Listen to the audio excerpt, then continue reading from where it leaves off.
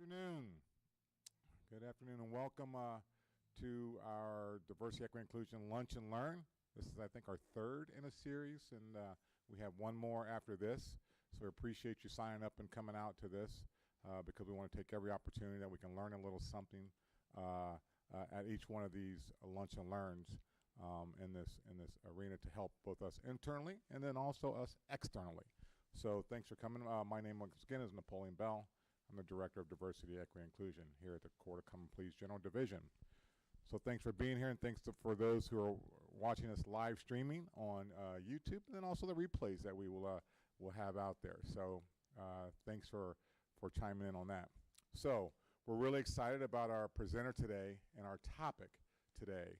Our topic being neurodiversity and working with neurodivergent individuals. And we will have opportunity for questions and answers after her presentation, and we will make sure that we get all those questions answered. But hopefully you will leave here learning a little more about yourself and about others here at the court, and also those that come through the door. So it is my pleasure to introduce Professor Catherine Silver Kelly. She's a clinical professor at The Ohio State University Moritz College of Law. She writes and presents regularly on topics including neurodiversity, law school pedagogy, and high-stakes testing at Moritz. Professor Kelly Catherine founded and led the academic support program for 10 years and teaches legal writing. So she recently returned to Ohio from Las Vegas. Well, I can't believe you did that, but you must like the cold, where she spent a year as a distinguished visiting professor of legal process at UNLV Boyd School of Law. So I'd like to take this time to introduce Professor Kelly. Professor. Thank you. I'm on. Yes, I'm on. Yes, I hope. Okay, so before I start, I do need to read a statement of compliance with current state law. Current state law includes broad prohibitions on diversity, equity, and inclusion at state institutions of higher education. Current state law also restricts university endorsement or opposition to any belief or policy that is the subject of political controversy, which includes diversity and equity inclusion programs. It does not restrict the freedom of faculty to teach, conduct research, describe their scholarship or research, publish scholarship or research, or share their academic or scholarly expertise. I am not asserting any position on behalf of the University or College of Law, and the use of my title and university affiliation are part of academic affiliation that demonstrates my research and expertise. I do use terms and phrases that initially may appear to be in noncompliance with current state law. However, the terms and phrases are the most accurate and appropriate, and I use them with proper context for what they mean. Okay, let's get started. That's the pre to the pre. I like to start presentations about neurodiversity by disclosing that I am neurodivergent. Neurodivergent is not why I'm an expert, but it is consistent with the principle that I have up here of nothing about us without us, which is used often in the disability community, but I think it applies to a lot of communities, and we should not discuss or make decisions about a particular group without direct participation of members from that, of that group. And so I also disclose that it is, I say it's a vulnerability. I'll talk more in several minutes about masking and fitting in and typical structures. And when someone discloses that or says that, I will say it's hard. Like if I have my heart rate on, it definitely elevates because I know that there is judging. And we do that not just about neurodiversity. I'm here talking about that. That's my expertise. But I want us to be curious. Let's see. Got a step. Hold on. There we go. So I have a roadmap up here, and this is also, I will make sure that I leave I share the PowerPoint with Mr. Bell so that you all can use it as a resource. And I have that so you can see where we're going. I'm not gonna read it out loud, but I wanna point out that I have optional. So I am a teacher at heart, and so I'm always going to overplan because I never know how things are going to go. And there might be There's typically questions about different strategies and specifics, so I'm including some slides on that so I don't just talk without there being some type of visual resource to attach to. Or if you look at this later and you just want to look at it on your own, which that would be great, I want to have those resources available. Okay, so now. The theme of the presentation is I stole from Ted Lasso. If you have watched it, I don't expect that people have, but I stole it from that TV show, Curious, Not Judgmental. Because human beings, so we think that we're curious, and I say we, I'm not just saying pointing fingers. We as human beings think that we are curious, but we are more likely to be judgmental. Because we have cognitive biases. Our brains are often overconfident that we can reach a reasonable conclusion with very little information. We don't realize that we only have a little bit of information, and we think we have all the information. We don't. It's easier to look for outcomes that we want based on what we know, or if something isn't working, we keep using the same variables, and then we go, well, it must be it's somebody else's problem. It's confirmation bias, right? What outcome do I want? Then I'm going to make that outcome happen, even if that's not. It's an inaccurate one. And these quick judgments, it's a natural process, right? I'm going to talk about how I do it. We all do it. So it's important to acknowledge that we do this, and when is it better, right? Sometimes we have to it's called a heuristic. Sometimes we have to. Our brains can't process everything all the time, so sometimes we need to. But sometimes it's better to just pause and ask ourselves, what do I know? What is this knowledge based on, right? When it comes to neurodiversity, am I equating excellence with uniformity? Is because somebody does something differently, are they less capable, right? Because it's different from how I do it or how I think it's supposed to be done. And I say all of this knowing full well it is not fun to examine systems and structures. I don't want to be wrong. I like to be right all the time. I don't know people who like to be wrong all the time. And I talk with my students about, and we know this, right? We learn by making mistakes. And everyone's like, yes, but I would prefer other people to make mistakes. I would prefer not to fail, right? I mean, I don't like to fail. I do not, right? And so knowing that and really being honest with ourselves, like it is uncomfortable. It takes effort, but I was like, oh, that's why folks are here. I'm always happy if one person shows up.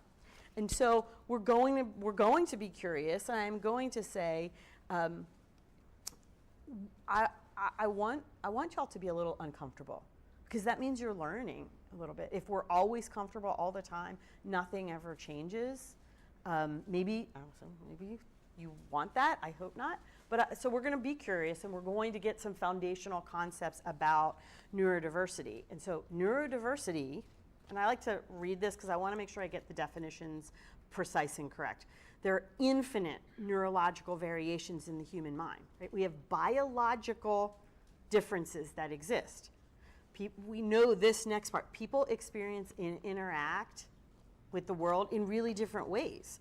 A person is not neurodiverse. A person is neurotypical or neurodivergent. Neurotypical is someone whose neurological functions, your brain functions, align with what is considered standard. Neurodivergent, and neurodivergent sometimes sounds like it's bad because divergent sounds bad. I'm reclaiming that. No, it's not. It is different. Individuals with differences in brain functions and behavioral traits compared to someone who's neurotypical. Neurodivergent is a non-medical term. And what that means, it doesn't mean it's not real, okay? It means that you're not diagnosed as neurodivergent. It is an umbrella term that captures a lot of different diagnoses, conditions, disabilities. I'm going to show you some of those, okay? And I am well aware that this is not an umbrella, okay? Neurodivergent is an umbrella. I spent way too long trying to put an umbrella and making this visible that you could actually see the different examples, and I had to give up. I'm not going to read these out loud.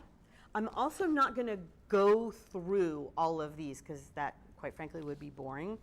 I share these so that we see that how diverse it is to be neurodivergent. And if people have questions about some of these, because some are like, oh, I know what ADHD is.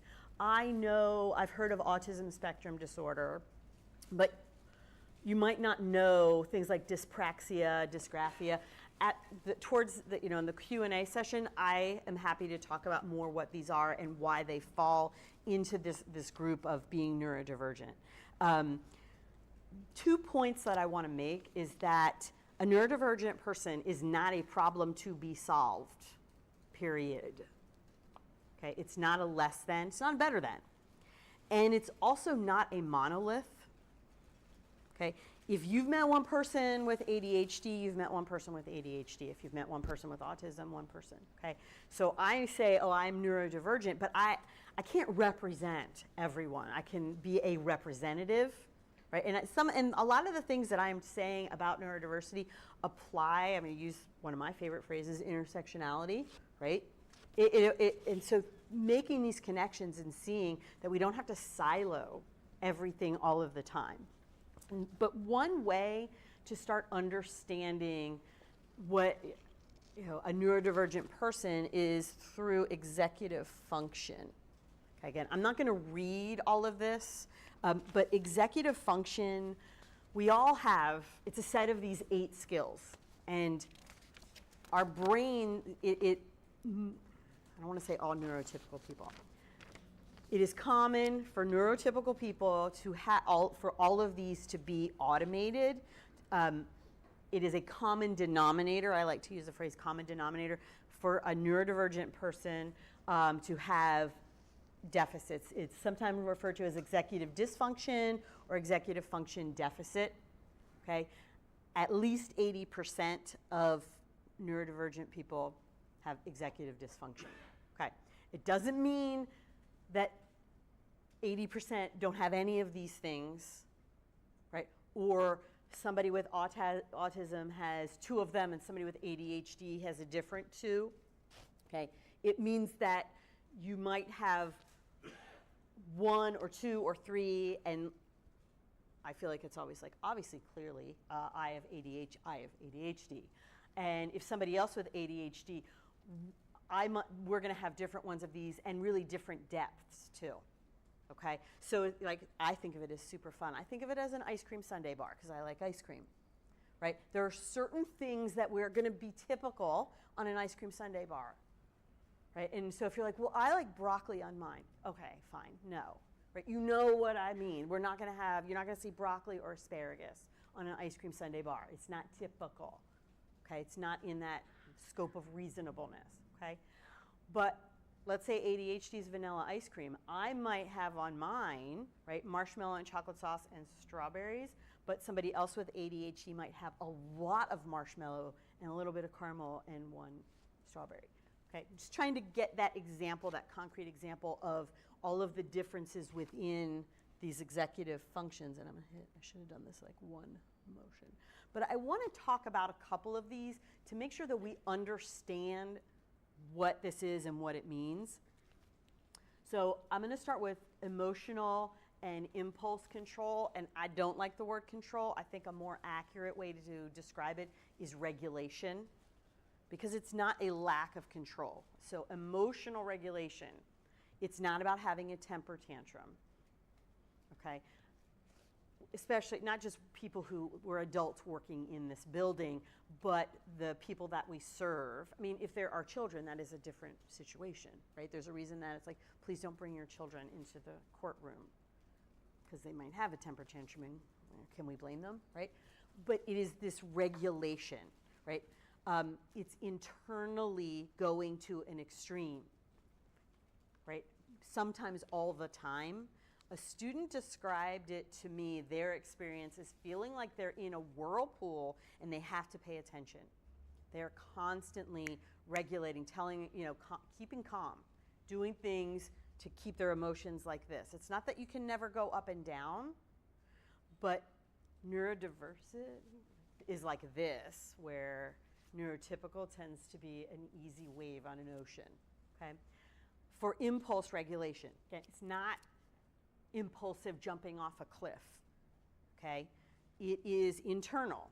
It shows up internally. So if you are neurodivergent, I might be describing you, I'm not trying to diagnose you. Sometimes I can see people like they're identifying themselves here. That's a good thing, right? Overthinking, I'm like, this is like my number one skill, overthinking. Ruminating, anxiety, singing the same song or a verse of a song over and over. That's also called stimming. I say that if you do that, you're fine. It's great. I'm like, oh, I do it. I just have to make sure I am doing it by myself, or I tell my husband, hey, you can ignore me. I'm just doing my song here. I'm talking to the dog. It's fine. Having a constant internal monologue. This will manifest externally, okay? And you'll see me doing it. It's not that, I'm like, oh, I try not to, and I'm going to talk about masking in a minute. Subtle fidgeting, as I'm like, let me stand without here doing that. Swaying, nail biting, constantly needing to touch or move your body. And I say all of these things, I'm like, I'm going to try not to do it, okay? These are not nervous habits, okay?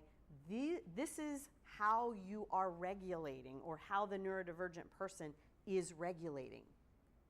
So it's okay. Like, I'm going to do it. I'm not going to bite my nails. I'm not going to do that publicly. I don't do that.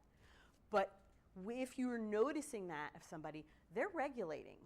And to ask somebody to stop doing that, how are they supposed to regulate? And I'm not trying to challenge people, but I'm also a lawyer, and I'm kind of counter-arguing as I'm thinking about, well, what are these counter-arguments? Well, it's distracting to me. I'm like, okay, so what about me? So it can't be distracting to you, but it has to be distracting to me. So how do I regulate, right? So, and I want us to, and finding that balance, right? I don't want to be preachy. I don't want to be shaming.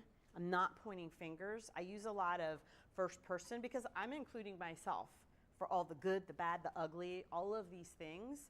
And like, I'm not perfect. Nobody is. And thinking about what our expectations are.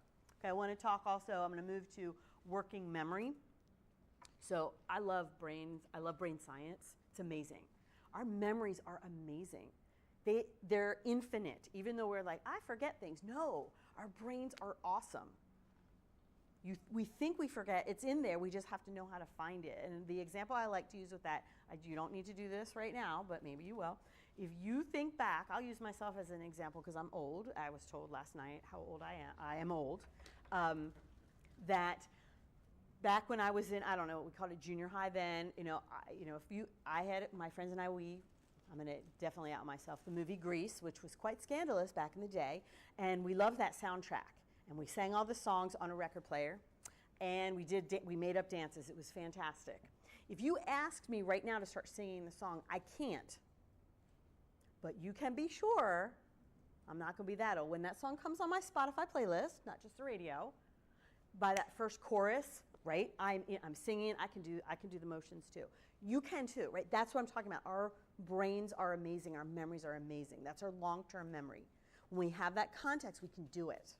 Now, our working memory is not short-term, but it's like a file folder. It's finite. Okay, the file folders can only hold so much.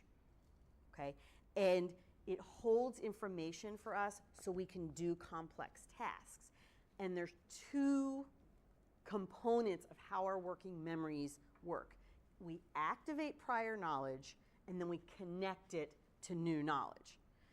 And being able to do this continually frees up the working memory so we can continue to do our jobs, think hard, we have more load and capacity. We form what's called schema. I think of them like spider webs rather than, some of these like terms, if it's a scientific or an academic term, I will make that clear. If it's something I've made up, I will also say that, because I don't want people like, if you're going to, I use it for understanding. I think of it as a spider web versus what I call an island of information, right? Little separate islands. We don't want that. We can't, it's too hard, right? We keep this, the schema, right, that allows us to reach things in our working memory, okay? So that's working memory. I'm going to talk about all of these together as I want to go through the last one of organization, because it's one of my favorites. Misconceptions about executive function. It's organization, but it's not just it's not being organized. It's keeping track of things physically and mentally. How we arrange our environment, how we arrange our brains, how we create order and structure so that we can actually function, right? Things around us. If you have this aspect of executive dysfunction, it doesn't mean that you are disorganized, okay? What it often means is that you're hyper organized. You don't have the internal. So you, we, I, right, have created multiple, and I would say to the outside world, seemingly complex systems of organization that work for you. Okay, and I'll talk more about that in a minute, but I like using examples. I like to use a lot of examples because I'm talking about abstract concepts. And so when we have concrete examples, it helps us connect, right? Build schema. So maintaining, what I want to illustrate with this is that maintaining executive function requires a lot of effort, okay? For someone who does not have executive dysfunction, it's automated. So when I was describing what working memory does, you're like, huh, does it? Right. It's automated. We do it. You don't have to think about it. When you are neurodivergent, typically you don't have the internal mechanisms. It doesn't mean that you can't do it or a person can't do it. Well, you know, I just don't do deadlines. Well, friend, we're in the legal system. We do deadlines. I'm just not good at emails. Well, get good at them, because that's what we do. I don't respond. I'm going to call out young people. I don't know if anybody Gen Z. I don't do voicemail. Well, friends, you better check your voicemail. I mean, I think about my students who are going out into the legal profession. I now have integrated a component where we make phone calls, because young people don't. It's not a skill that they. Are you kidding? I don't know if there's old people like me, but oh my God, when I got my first phone in my room and that cord went all the way outside my bedroom, oh my God, right? And then we lost phone privileges. Okay, right? There's some things we have to do things, and so when our executive function is external, we have to externalize it. We still have to do it. It's a matter of recognizing that some people don't. It's not automatic, and when somebody has these complex mechanisms, external mechanisms, it's different, okay? And I can't help myself when I'm like, I need to look at my notes so I don't go off track. I'm always explaining what I'm doing, why I'm doing it, because I know it's weird, and I'm preempting somebody. When something's weird, it stands out, and neurodivergent people don't want to stand out. Neurodivergent people have already been shamed for it. Okay, I'm going to use an example. I don't know if anyone has watched the show Love on the Spectrum. There are some great aspects of it. There's some also others. But there's a young man named Tanner who's in it, and I think everybody in the world, like, no one touches Tanner, right? And he is just a wonderful young man. And every time he sees his mom, he goes up to her. And I get emotional. I think about it. He's so excited. He goes, Mom, I was a good boy. I mean, that hurts my heart every time I hear that. Like, I have goosebumps when I say it. Because I know, right, I get just the emotions, right? Because that's what he knows he's supposed to be. And he wasn't a good boy. I know this, that he got in trouble. I know that he wasn't doing the typical things. And he only right? And we might not be Tanner, but we want to fit in, right? And so thinking about that, we have been shamed for it, right? I don't want people to feel bad if you've been the shamer, but I want us to think about, we do it without realizing, right? The other graphic on this slide are examples that I'm not going to read of how executive dysfunction often manifests. I also have a running list, so if anybody has any of these and you want to send them to me afterwards, please do, because it's now at like 3 pages. I wish I could just like read them all. But there's just so many ways, because we all have these experiences.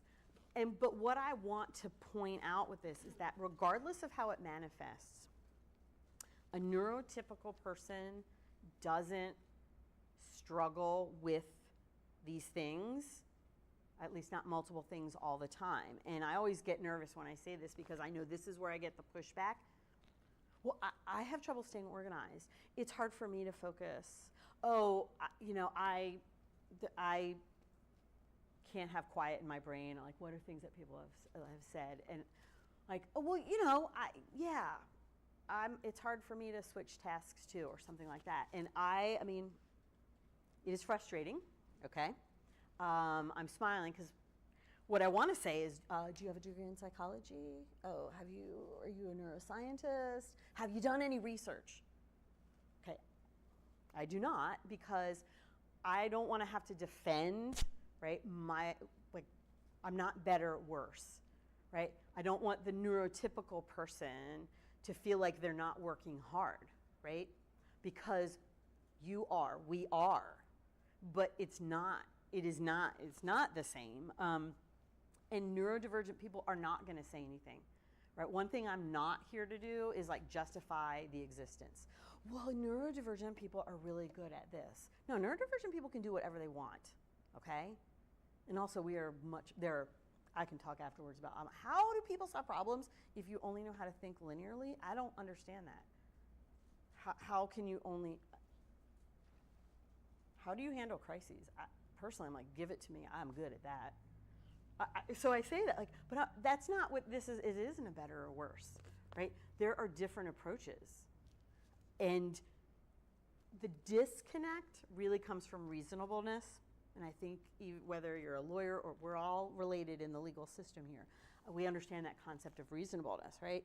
A neurotypical person is being reasonable in what they're saying, right? So is a neurodivergent person. But what gives meaning to reasonableness, right, is our individual knowledge and our collective experience, right? That scope of reasonableness, objectivity. So when we're thinking about what's reasonable, that's where I want us to think about, what is the scope of my individual knowledge? What is our collective knowledge? Am I engaging in that collective experience? What do I know about neurodiversity? How do I know this? And I want to. So I'm going to play these 2 clips. They're snapshots. One is of an ADHD. They're short perspective, and the other one is an autism spectrum disorder perspective. Many people with autism spectrum disorder have auditory processing, and we'll see what that is.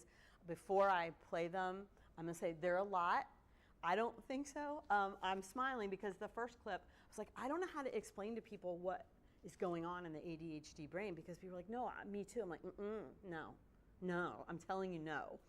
And so I was looking for clips, but to me, all of the clips looked normal, and I didn't know if it was representative. So I had to find some neurotypical people and say, hey, tell me, hey, what do you think of this? Okay, so I share that, like, because I can explain it, but this apparently is not typical. This is ADHD. Oh, Avatar looks really good. I really want to go and get a snack. What do I want to eat? Oh, hi, Kitty. No, let's do something you're so healthy. cute, Kitty. She's hungry, so her foodies need to get put away. Yep, we're gonna go and put One thing about me, I have ADHD. Those really quickly. I wonder what Harry Yep, Styles that looks is doing really right good. now. Oh, I left that open. Oh, I literally God, always I'm leave gonna this open. take Why? this out. Well, actually, you know what? Let's go ahead and feed the Hey, cat remember that one first. time you were at a party When I and get you the said can, hi I to do your that friend really and it was super super weird. weird? A couple more of these things away. That's super easy. Just go ahead and put it in that drawer. And okay, let's just go ahead and put Oh my that away god, I really should quickly. rewatch High School Musical. Okay, no room in the fridge. Let's just go ahead and Cause you organize are this the real quick. music Oh, in we'll get me. way more organized. That way that can fit in right there. Honestly, I love watching Perfect. kids' Put that movies liner and back TV in. shows. It's so much fun. And oh my goodness. All right, let's go ahead and just take a sip for a second. Oh wait, I literally just forgot my snack. Oh my god. So I was like, does not everyone think like that? I will give one more example of this, and then I'll play the other one. Was it 2023? The NCAA Men's Gymnastic Championships were at OSU. I don't know if anybody went. It was awesome. Okay, so my neurotypical sister and I went, and we're sitting there. We had never been to a gymnastics meet. I've seen on TV, like and I think it's a good example. My knowledge is based on what is Simone Biles, okay, what I've seen in the Olympics, right? Or I don't know if anyone has watched something that we think is easy in the Olympics, right? It's not, okay. And so we're watching this, and all of the events are going on at the same time, but they're not synchronized. And there's different announcers there's like 6 of them, okay? And they're all announcing differently. And of course, it's NCAA's, it's college, so there's music. And also, I'm old, I'm like, what music is this, right? So music is also playing, and people are cheering at different times for their different teammates. And we're sitting there watching, and my sister, and it matters, we're in our 50s, so it's not like I'm not new to her. And she leans over and she goes, is this what it's like for you? And I went, yeah. And she was like, oh my God, oh my God. I was like, okay. It was one where, okay, but she got it. And also it mattered. She's neurotypical. Both her kids are not. So it was a good moment for her. I'm also talking how she gave me a nice check myself moment. But so another example of that. Now we're going to do the next one. All right, welcome to class, everybody. It looks like it might be a little wet outside today. It's been raining, so hopefully you've all been staying dry. What I would like for you each to do is to grab out your book. We're going to turn to page 45, go to section 2. So we left off yesterday. We'll be working on equations. You can partner up if you'd like, or you can read whichever. Okay, so what I am showing here, right, is that here's the brain differences that I'm talking about. It's not a matter of willpower or motivation, right? And so especially with auditory processing, there's everything is at the same volume. And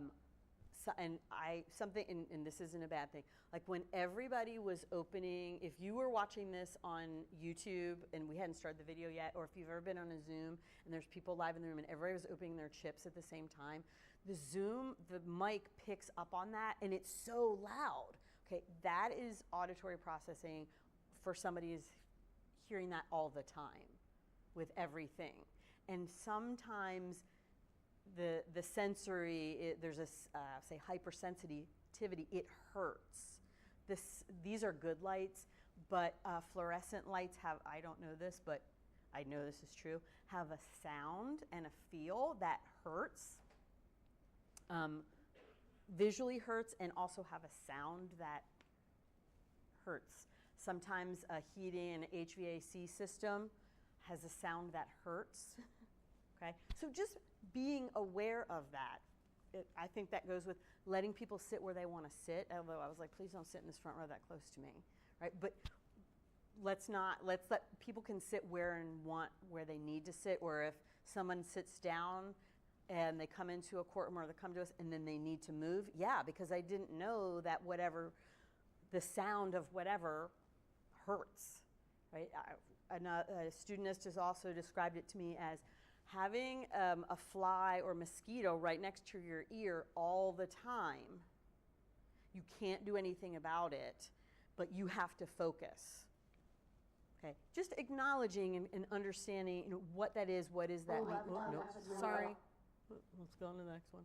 Okay, so I have this up here kind of as a placeholder. So I like to show what individual, how people, go on Reddit into the neurodiversity Reddit subreddit, but just where people feel safe to share things or say things.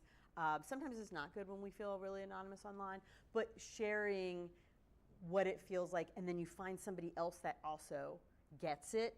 I think that we experience that in a lot of different aspects of our life, and it's no different with neurodiversity and neurodivergent people.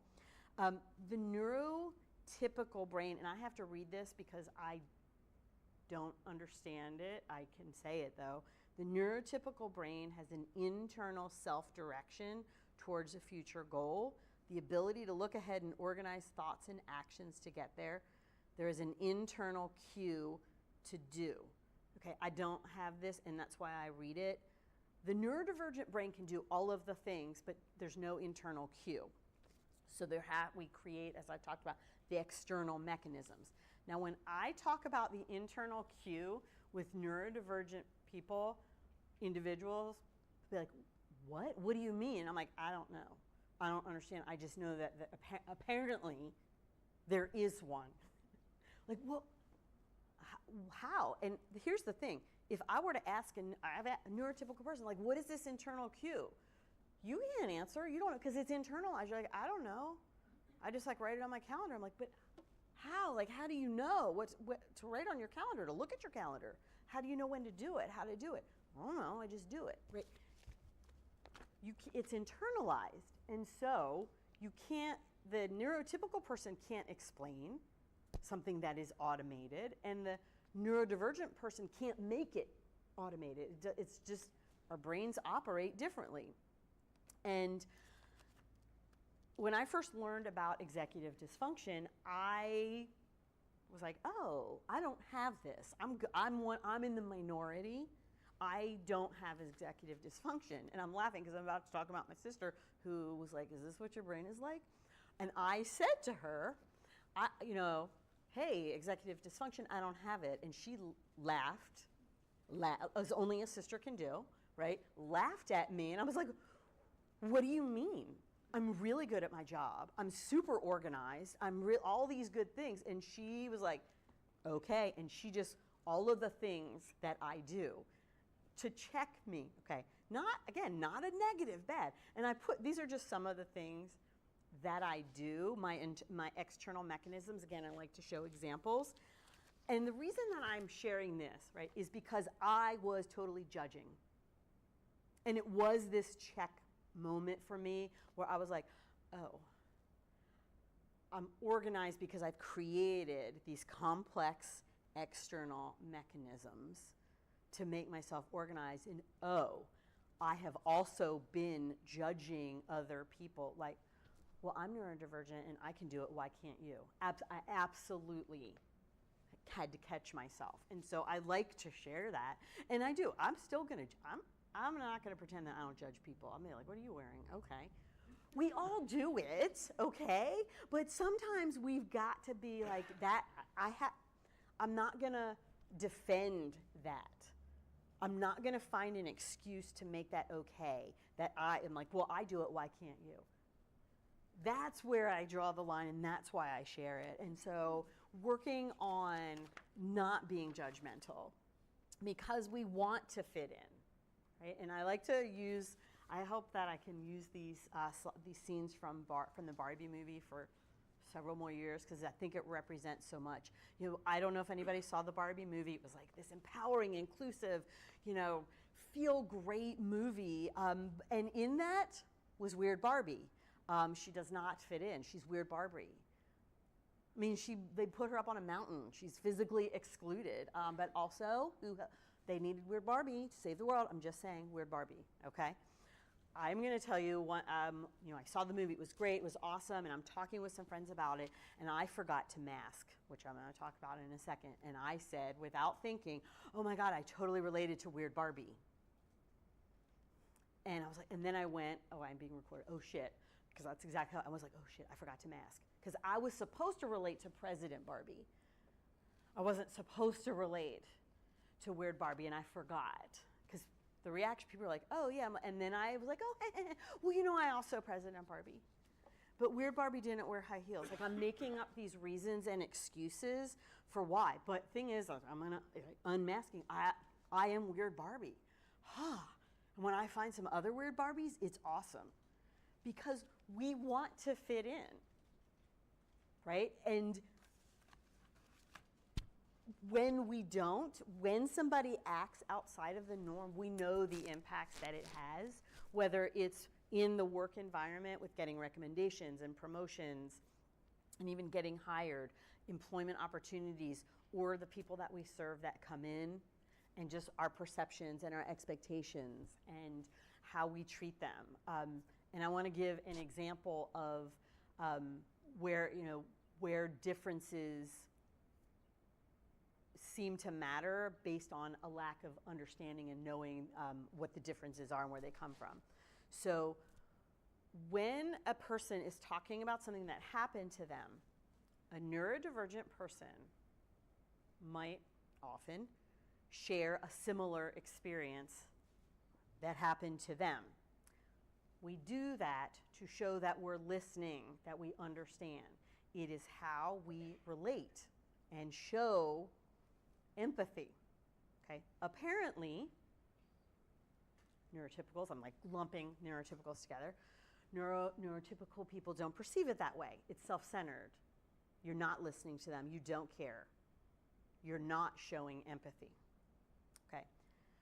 When you as a neurodivergent person learn this, and if you're just learning this now, it's okay, it's good, right? I know when I did, I was like, oh, my entire life replayed in my brain, and I beat myself up, and I relived every time. And I was like, oh my gosh, and I can never do that again now, because I don't want to appear self-centered.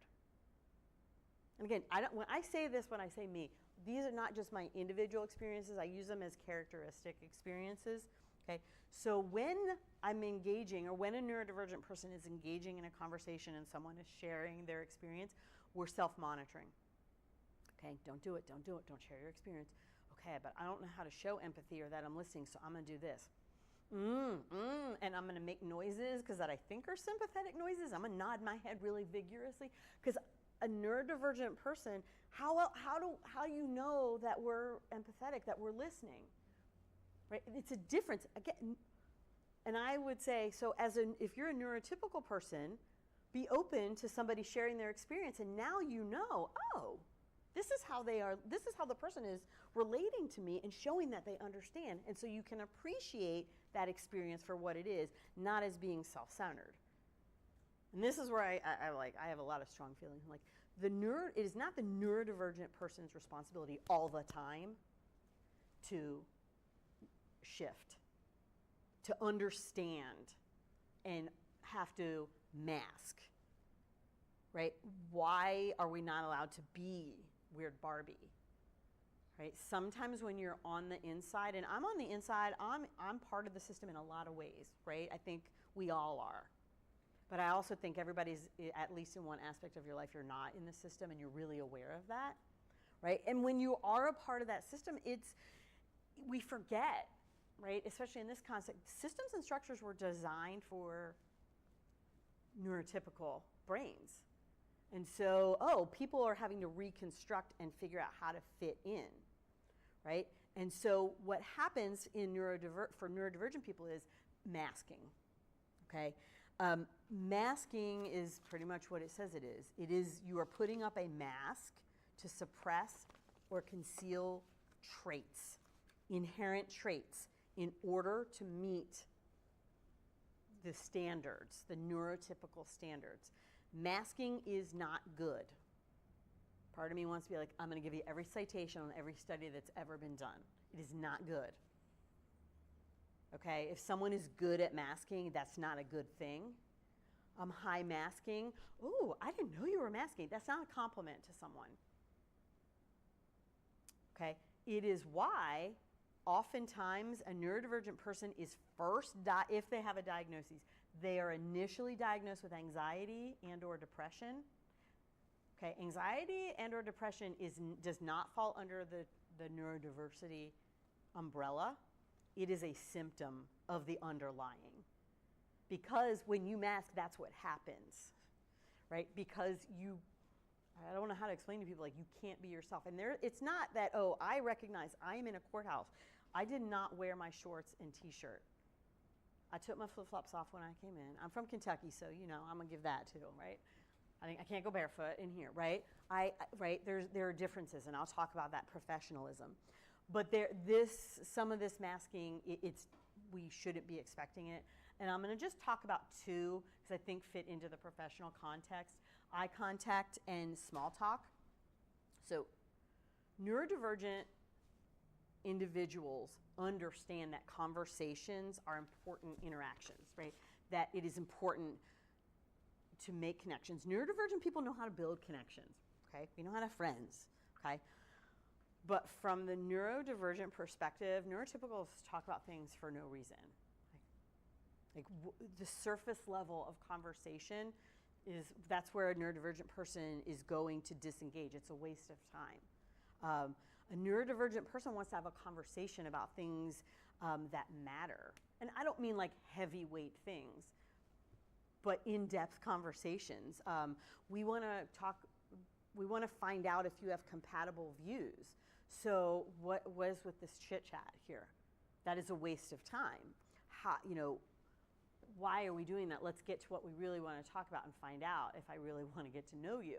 So the neurotypical approach is, but the chit chat gets the conversation going, right? That's how we kind of step in. Okay, right. The neurodivergent person is like, no, we don't build connections with chit chat. We have to talk about things we're interested and share our experiences. Okay. Neurodivergent people have learned we're not allowed to do this. We have to make small talk. Okay. We have to put the mask on. We have a list of appropriate topics that we know that we can talk about. Sometimes they're general. Okay. Sometimes they're specific, like, oh, I know I'm going to X event. So, okay, it is Ohio, so I can always talk about the weather, like, right? Okay, can always talk about that. Oh, it's getting to be the fall. I can always talk about OSU football, right?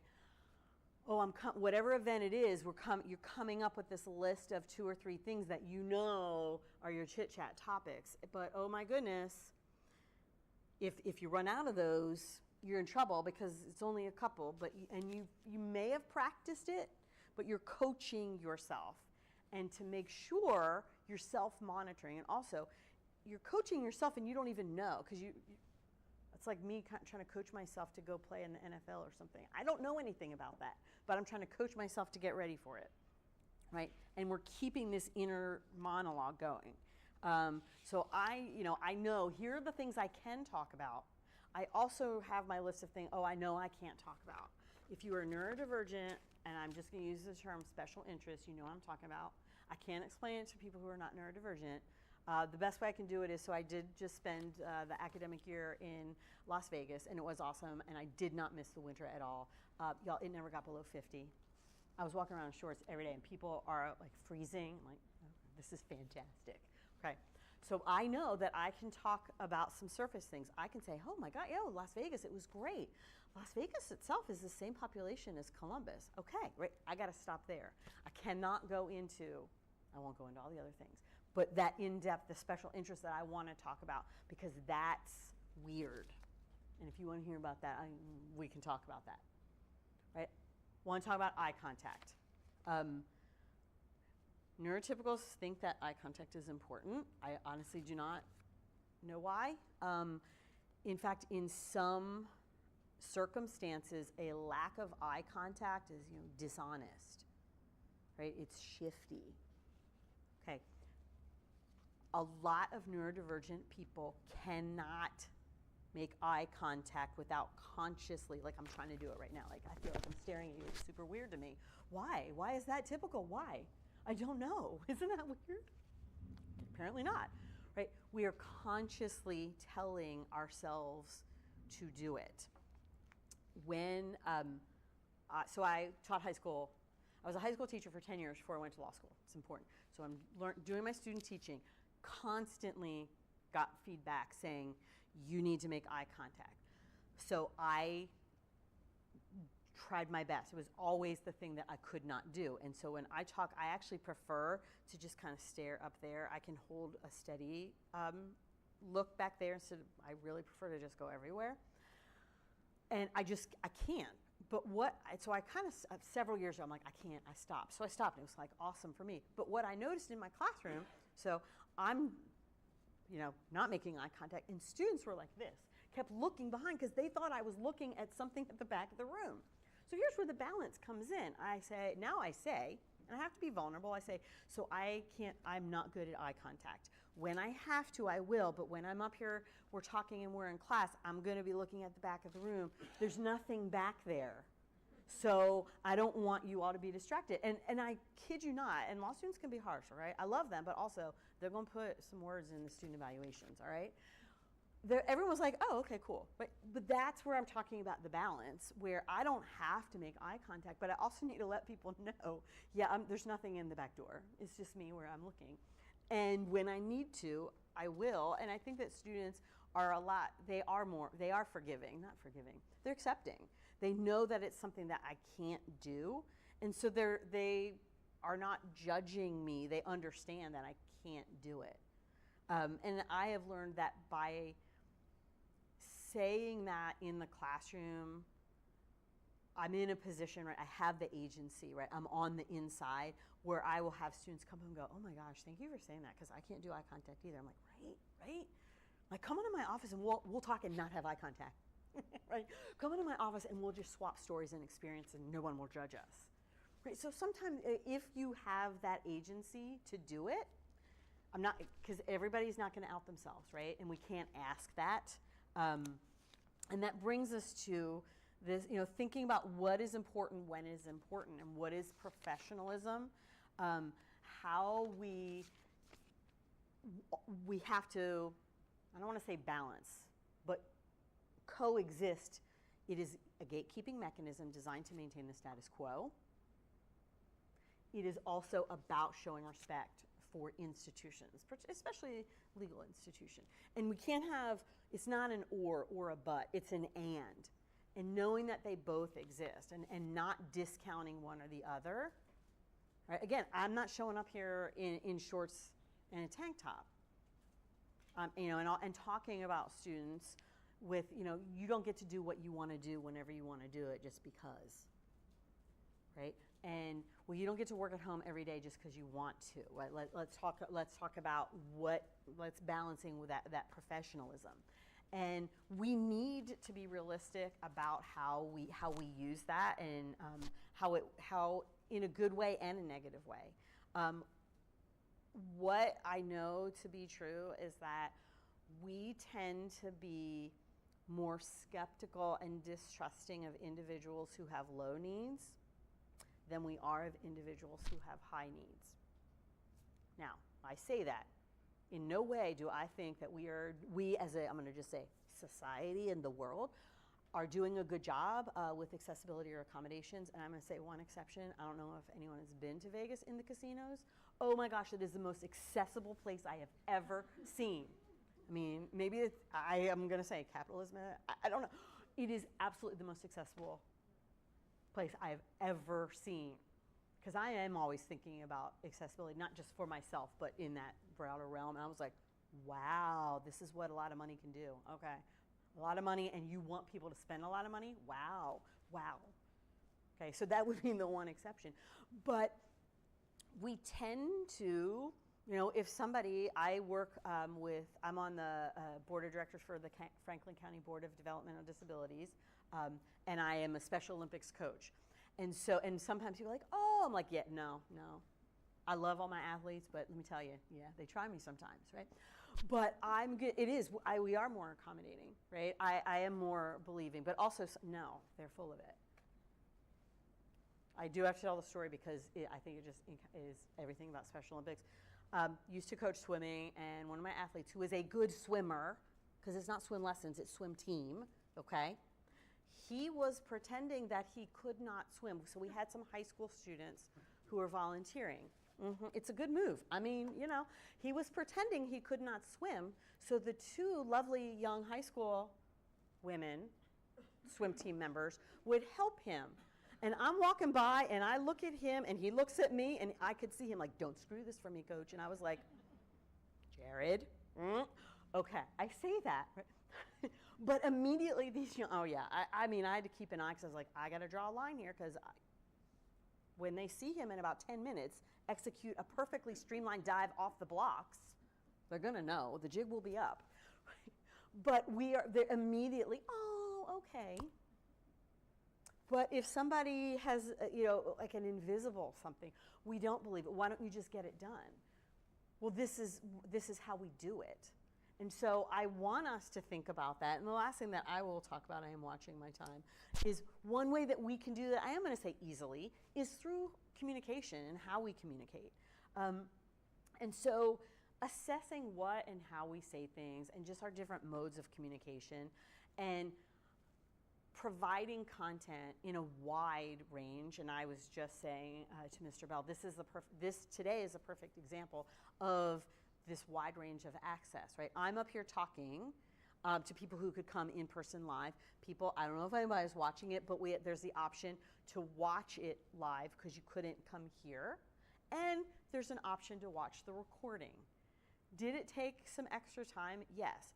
But that's not a cost in terms of a negative cost, right? It's an investment, right? Things cost.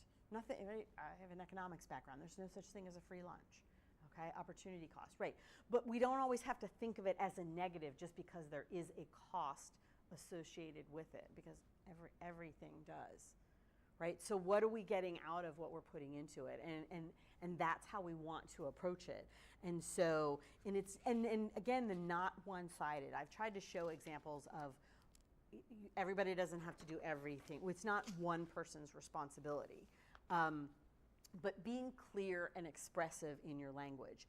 And this is something I wish I had like an entire workshop to talk about, because we often think that we are, and not just in the neurotypical space, right? In the law school space, we've abbreviated everything. Oh, you CALI'd that class. Oh, you go to lose. We're like, what does that mean, right? Well, me just saying that again isn't going to help somebody understand. But neurotypicals often don't say what they mean, and I am grouping everybody together. So, example, there's in a conversation, a neurotypical person will say, "Hey, we're going to get coffee," and a person typically with autism will think, "Oh, okay. Like, don't you want me to go? Why aren't you asking me?" And they'll respond with, "Okay, have fun." And the neurotypical person might be thinking, "Well, we just invited you, right? Why didn't?" And they go like, "Well, she didn't want to go with us, so I'm not going to say that again," right? That's not clear and expressive. Some of my favorites. Do you have a minute? Let me know when you have a few minutes. Okay. Nobody means this literally. It's vague. Okay? So I don't know if there are any judges here or watching, but when a judge says this, it's not a question. Do you have a minute? Yes. The answer is yes. So if you are neurodivergent, the answer is yes. When someone asks you that, you go, yes. But also, the neurodivergent person not only should be just allowed, but self-advocate and say, what do you mean by a minute? Do you mean 5? Do you mean 10? And the neurotypical person, or whoever is saying, do you have a minute? That's okay, right? Let me know when you have a minute. Okay. Super vague at every level. Okay, do you want me to let you know? When do you want me to let you know that? Do I need to let you know right now? Do I need to let you know tomorrow? And when do you need to know that I am available? Today, tomorrow, next week? And what do you mean by a minute? Right? At 3 levels of vagueness and a lack of clarity. So, neurotypical, please don't say that. And if you do, right, it's okay if you do, neurodivergent person, self-advocate and let that, and accept that self-advocacy. Don't, why didn't you know what I meant? I can't. I'm not going to say, I grew up with a smart aleck father who would say, we know what assuming does. I'm not going to, right? Okay? We don't assume things about people, so let's not. Minimizing, like the colloquialisms. Put things in writing. And this is both responsibility. If we are giving instructions to people or asking somebody to do something, put it in writing or create the opportunity for the person that you're asking, for them to put it in writing, right? Hey, why don't you write it down? Does anybody, you want to write this down? Right? That's not being, we're not treating people like children. I want you to write this down, right? That's an external cue, right? Not everybody has the internal cue. Or if you are given the instructions, say first, second, third. Hey, this is the priority. perhaps, I don't have this up here, but we tend to say, is that, you understand what I'm saying? And people are like, yeah, okay. Instead of phrasing it, is everybody good? Everybody understand? Say, what questions do you have? And if you don't have them right this moment, shoot me an email by the end of the day. Take a minute, think about it. When you have questions, ask. What's confusing? Instead of the assumption that it's important. Because the thing is, what we're doing and saying and communicating, it is important, and it is important for everybody to understand. Everyone, not just, neurotypical and neurodivergent. Right? And so if we are more aware of that, we're more likely to do it. Thinking and engaging, the multiple means and modes of communication. The example that I give for that is the neurotypical way of thinking tends to be top down, big picture to smaller. The neurodivergent way of thinking tends to be bottom up, details, right, building the spider web and putting it together. And sometimes that shows up as a neurodivergent person asks or wants to ask, and they've been shamed into not doing it, questions that seem like meaningless details. They're not the big picture. You're right. But so what? What do you care? So if somebody is asking what you think is a meaningless detail, either answer the question so that person can close the loop in their brain and know they're building their spider web and they're going to get there, or say, can we put I don't like the term put a pin in it, but like, can we put this to the side right now? I promise we'll come back to it. I want us to address X before we do 2. Right? These are little things that both everybody can do. And really the last thing that I will say, and then I'm on my time, is we don't get to be nosy, okay? And I am super nosy. I mean, I'm like, oh, what's going on here, right? I want to know. And I think that's kind of human nature. When people say, oh, I love when people say, I don't gossip. I'm like, oh, honey, yes, you do. That tells me you do. I don't gossip, but we're in a work environment. We are human beings. We do. Every entity has its own little beehive, okay? But we are not going to be nosy. We don't ask if somebody is neurodivergent, and we also don't assume it. I mean, we're not medical professionals, okay? Don't diagnose somebody in your head, okay? I don't. And I know a lot about this, and I am always like, nope, I'm checking myself on this because I want to. I'm like, I think you are. No. I am constantly doing that because we don't want to jump to that conclusion. And secondly, the person may very well have ADHD or have autism spectrum disorder, have OCD, okay? But they may not have been diagnosed, right, or not know that they are, and you do not want to out them. And I'm always like, I don't know, people whine. Sometimes they're like, oh my gosh, I'm neurodivergent. It's a lot to process. And I'm always like, oh, I know people are gonna see themselves here and they might not have seen this before. And it is a lot to process because that person has been working really hard to not be weird Barbie, really hard to fit in. And if you pull the curtain back, I'm like mixing a lot of metaphors here, right? Then they're not, we just don't want to do that. So, and I think we all recognize that. If somebody, and we don't expect people to disclose, there's a lot of people, there's no right answer about should I disclose or should I not, or should we expect it? And what I have learned and where my outcome is on this is, because I'm a lawyer, it depends. It really depends on the person, the organization, and where, because people are going to think about you differently. And that goes for a lot of things, right? I hope that we're seeing a lot of intersection here. And so it is a personal decision, and that's where we want to be respectful. And I think it always comes down to just that, we're human beings, and I want to be treated with respect and accepted. That doesn't mean everybody likes me. Actually, I know if everybody likes me, I'm doing something wrong. I know that. But I'm also, it's like, oh, you're a lot. No, I'm not a lot. No, maybe you just can't, you're just not enough, right? Lots of phrases for myself. But, right? But having to learn that. And so sharing kind of a little bit of, well, maybe a lot of my own journey and experiences and other people's, and just bringing together like what neurodiversity. Oh, I didn't know that before. I haven't thought of it that way. Oh, I'm going to try to be more curious and maybe noticing things. And actually, I lied, but I'm like, this is the last thing I'm going to talk about. I want to say one more thing about it. Like the people that we serve are not, or might also have intellectual disability paired with, right? And recognizing that. And I think sometimes like we know that, but when we have, so in education we have like academic rigor and artificial rigor, right? There are certain expectations that we should have, but artificial rigor is setting up these boundaries of, well, you wore jeans to court. Well, maybe that's all the person had, okay? And I will give an example of thinking about this, the people that we serve. As I said, I coached Special Olympics, and someone made it clear last night that was old, one of the athletes, because I wasn't doing my phone right, and she just said, like, give it to me. And then she looked at me and she said, how old are you?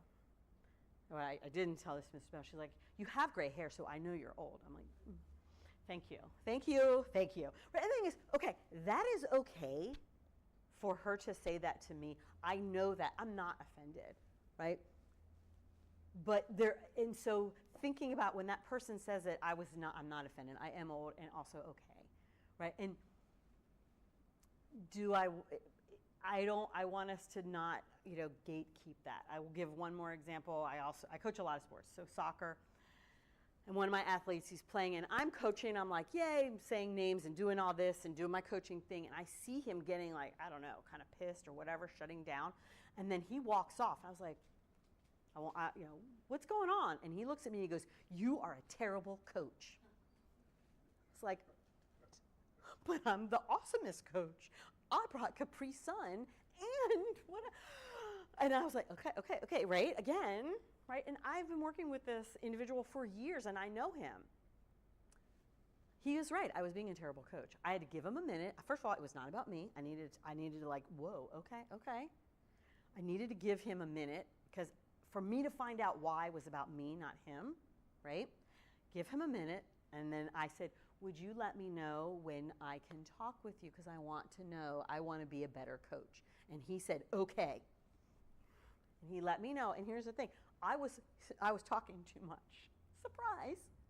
He said, you are yelling at me, and I am trying to play. And I said, oh, I was trying to say good things to you. And he goes, I don't want you to do that. And I said, okay.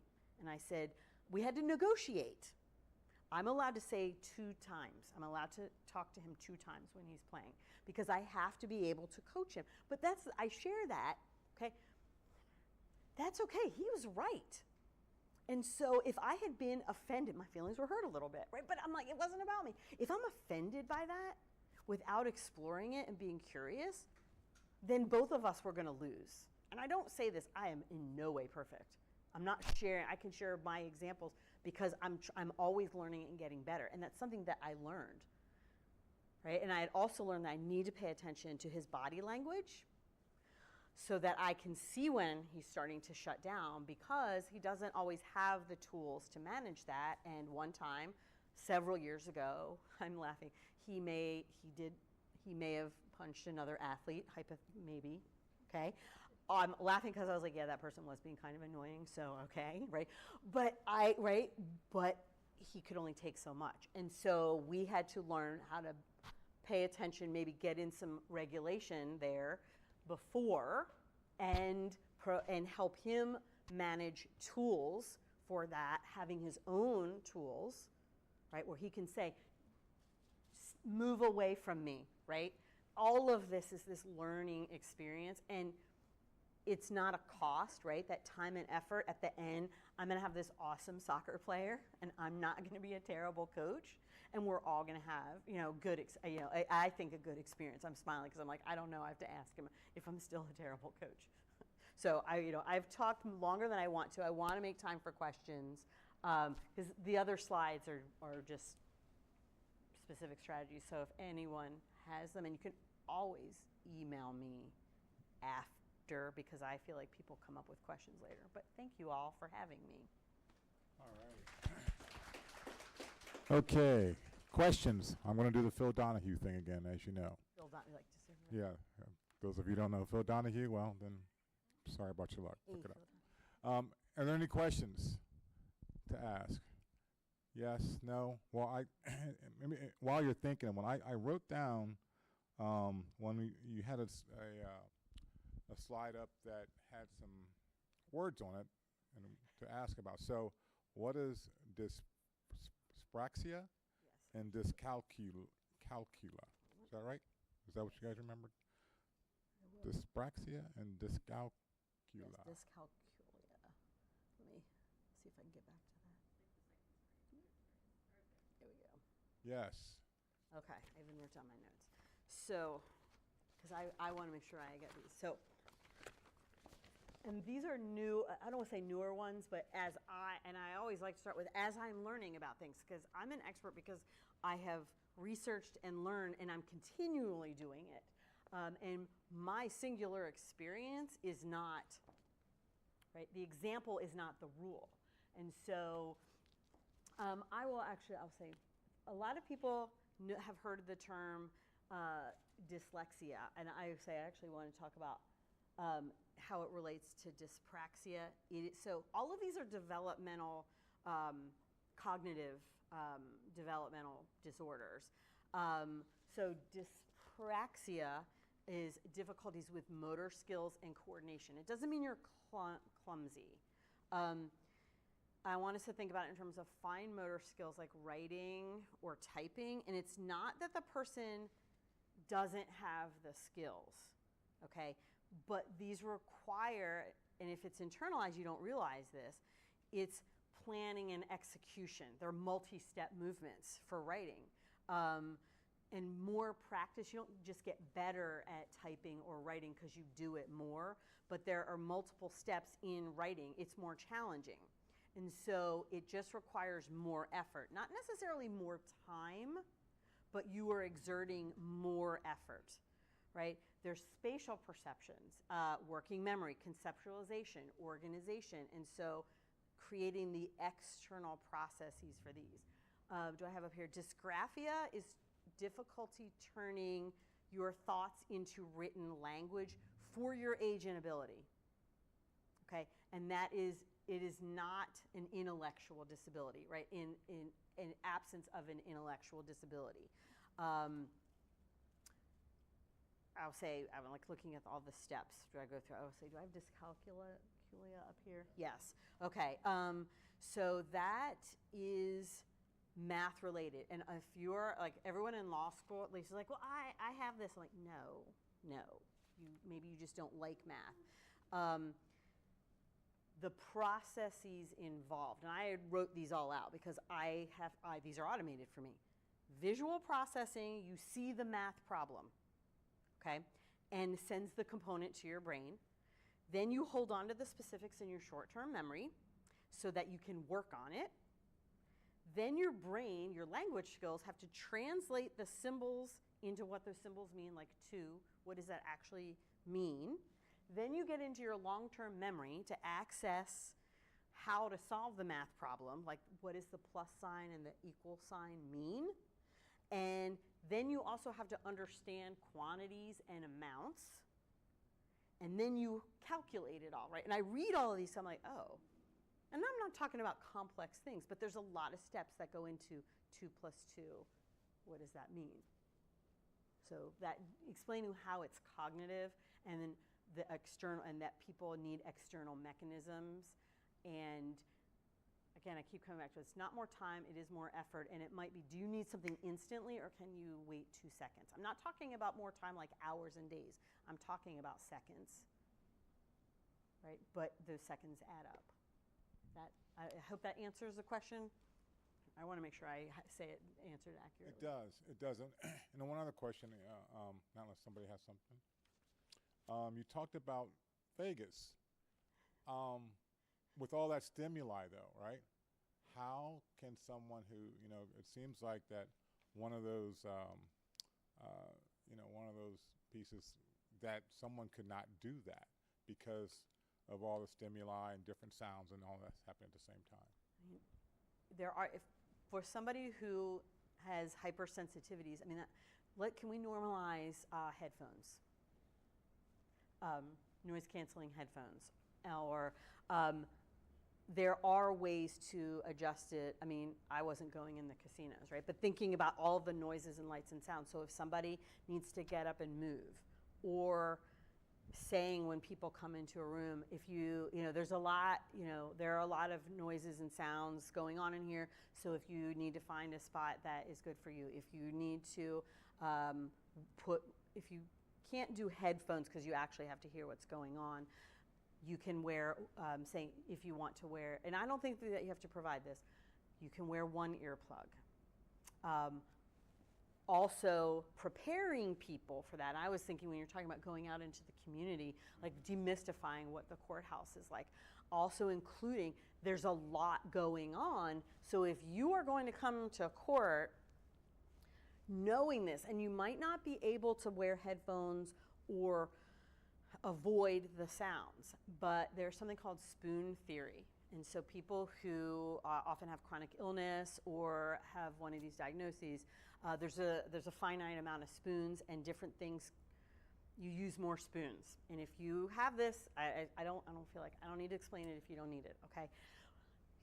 If you say to somebody, make sure you have enough spoons to come to the court, they will know. They will know. And so preparing so that you have the energy to expend, because you know it's going to be more, to on-ramp yourself into it, and then knowing, okay, I'm out of spoons. I only got 5. And so I'm going to use 4 of them while I'm here, what I'm doing, knowing I'm not going to, I can't do anything else that day. And so that you don't go into burnout. But I always am going to come back to, it's not one person's burden, but the more that people know, and I think preparing them for that experience. And I do think about people who are at more profound ends of some of these diagnoses. They can't re-regulate in that moment, and it will result in a meltdown. I don't know if we've all seen that happen, but it's just not good. And at that point, I don't want to say it's over, but it's not coming back. Well, can you explain a little bit then, because I've never seen a meltdown in the sense of what you're talking about. So could you give us somewhat of an idea of what that would look like? Because if someone was suffering through a meltdown, we'd kind of be able to, that would be helpful. So I did, so the example I gave with my athlete who came off the field and said, I'm a terrible coach. I'm going to say that was a good meltdown. Like, he didn't completely go to the extreme, but that was it. And he was at meltdown stage. And this is where I'm not a medical professional, and I don't want to hear the things you do, but recognize that what it is, and you can't really stop it. You can't, it's going. And it's more of a, okay, it is okay, go ahead and process. I'm talking quietly, right? Go ahead and process those feelings. Don't move other people out of the way. We don't need to be nosy and come over and stare. It's like, give the person the respect and dignity and say, hey, can we step outside here? And I would hope that they're not penalized for it, but I'm hesitating because I'm not the medical expert. I'm like, they reschedule whatever you were doing. Please don't penalize for it. There's also, I'm not trying to make excuses for people, but it's like, okay, is this a meltdown? Why? And even if they know better, if they can't help it, they can't help it. I'm like, so let's adjust just saying something louder. If someone doesn't, it's like if someone speaks a different language and you just speak louder, I'm not going to understand. I don't speak French, so you saying it slower or louder isn't going to help. We need to find a translator. But I think I'm not the expert on all of the roles in this building, but when I say support staff, I don't mean generally. I'm like, are there people who that's in terms of mental health and working with people with disabilities, use their expertise. I'm also going to say, like, I love that I'm here for this 90 minutes. I would work. I'm gonna really I don't want to say sell the work with Franklin County Board of Developmental Disabilities. What if I'm biased? I'm on the board.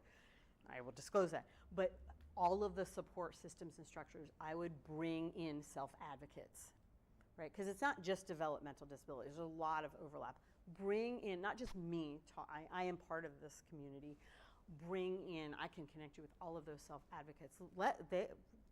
Individuals will self-advocate, hear wants, needs, let me tell you, the tech uses are phenomenal. And so doing that, so it's not just reacting to a meltdown, but let's not have the meltdown. And so if it does, it's more the outlier. And I would say, last thing I'll say, I promise, right? I didn't plan this, so I'm like, okay, the brain's going everywhere. I don't have meltdowns, so I'm like, oh, these are things to do, but I want you to hear from the individual, and I want them to advocate. So if I have a meltdown, this is what I want you to do. And it doesn't have to be every single individual, but I don't, again, when we make decisions about groups of people, the people need to be involved in those decisions. So that's why I'm kind of like, I want you to talk with the individual, like, why, and what are things we can do to off-ramp that, to take a detour instead of hitting the wall. Yeah, I think that's definitely a future conversation that we can have here at some point. One last question. Because we are in the courts, are there specific policies or laws that have significantly impacted neurodivergent rights and inclusion? Yes, the ADA. I mean, that is the ADA. Ohio just celebrated its 35th anniversary. A lot more work to do. I mean, that's how I'll end it. I'm pro ADA. I'll say that. All right. Well, if you could put your hands together for Professor Kelly. Thank you. Thank you so much for coming. We really appreciate the information and all that you've given us, and we'll make sure we get a copy of the PowerPoint for people to have have that to refer to. And hopefully they connect with you, here in the future. So, thank you again. Oh, you are welcome. I was like, now you're going to want to see my dogs. Okay. Oh, Oh, no, I didn't know this.